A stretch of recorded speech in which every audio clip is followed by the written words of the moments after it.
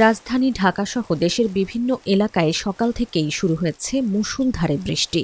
সঙ্গে রয়েছে মেঘের গর্জন আর দমকা হাওয়া। এমন বৈরী আবহাওয়ায় সবচেয়ে বেশি বিপাকে পড়েছেন অফিসগামী মানুষ ও শিক্ষার্থীরা।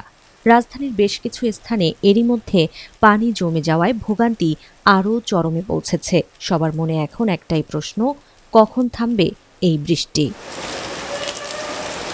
বাংলাদেশ আবহাওয়া অধিদপ্তর জানিয়েছে, যেহেতু এটি মৌসুমি বায়ুর সময় নয়, তাই বৃষ্টি একটানা হবে না।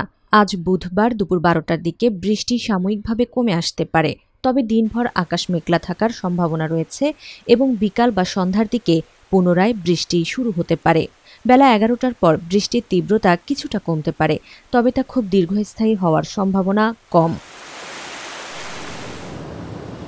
এদিকে গতকাল মঙ্গলবার সকালে আবহাওয়া অফিস পরবর্তী ৯৬ ঘণ্টার জন্য দেশের সব বিভাগে ভারী থেকে অতি ভারী বৃষ্টির পূর্বাভাস দিয়েছিল।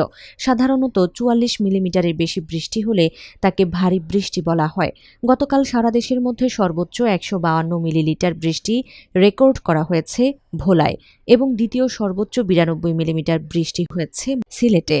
ঢাকায় গতকাল ৫ মিলিমিটার বৃষ্টিপাত রেকর্ড করা হলেও আজ সকালে মুষলধারে বৃষ্টিতে নগরবাসীর দুর্ভোগ চরম আকার ধারণ করেছে।